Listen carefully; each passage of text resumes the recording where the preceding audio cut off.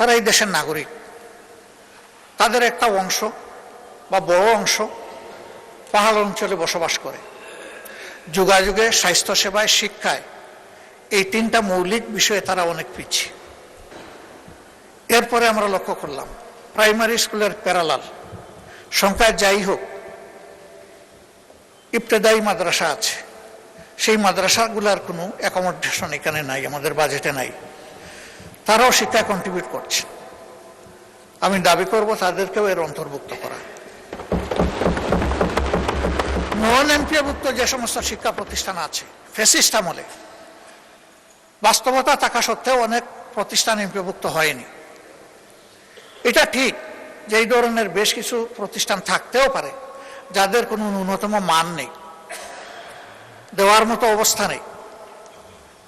নিরপেক্ষভাবে, নির্মোহভাবে মান যাচাই করে, লাইকিং ডিসলাইকিং এর ভিত্তিতে নয়, কোনো এলাকা বা অঞ্চল ভেদে বৈষম্য নয়, একটা কমিটি বা কমিশন করে শিক্ষা মন্ত্রণালয়ের অধীনে যাচাই বাছাই করে যেগুলা এমপিওভুক্ত হওয়া উচিত তাদেরকে আর ঝুলিয়ে না রেখে তাদের উপর আর জুলুম অব্যাহত থাকুক, এটা আমরা চাই না। আমরা চাই যে এটার অবসান হোক, এটার সমাধান হোক।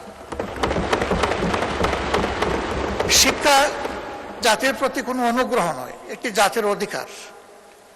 এই অধিকার দেওয়ার দায়িত্ব হলো রাষ্ট্র বা সরকারের।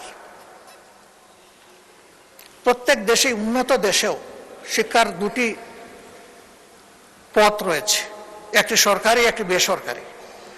বেসরকারিতে তারা যাবে, সরকারির চাইতে যারা উন্নত শিক্ষা আছে বলে মনে করে, যাদের অর্থ আছে, অ্যাফোর্ডেবিলিটি আছে, তারা যাক, অসুবিধা নেই।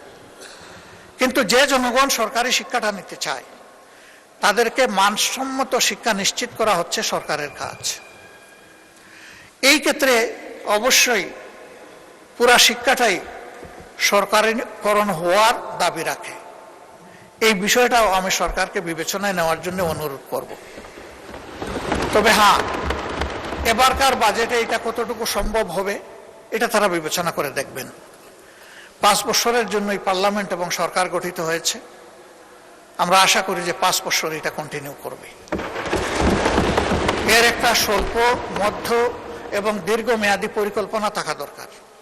জাতিকে আশ্বস্ত করা দরকার যে আমরা এইভাবে আগাতে চাচ্ছি। জাতির সামনে বিষয়টা স্পষ্ট করা দরকার।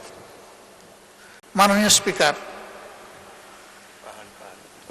শিক্ষায় অনগ্রসর একটা জনগোষ্ঠী আছে, তারা আমাদের অংশ, তারা এই দেশের নাগরিক। তাদের একটা অংশ বা বড় অংশ পাহাড় অঞ্চলে বসবাস করে।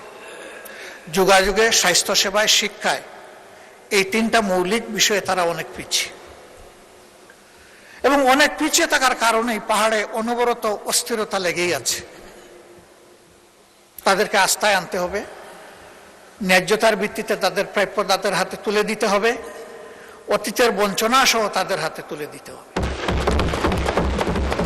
যদি এইভাবে তাদেরকে আমরা মূল ধারায় ফিরিয়ে আনতে পারি, আমরা আশা করি সেখানে দেশপ্রেমিক সেনাবাহিনীর আর কোনো সদস্যকে নিহত হতে হবে না। তারা তখন বিশ্বাস করতে শুরু করবে যে এই দেশ আমাদের সকলের, এই দেশকে বাঁচানোর দায়িত্ব, এগিয়ে নেওয়ার দায়িত্ব আমাদের সকলের। আমরা এই বিষয়েও আমি বিশেষভাবে দৃষ্টি আকর্ষণ করছি।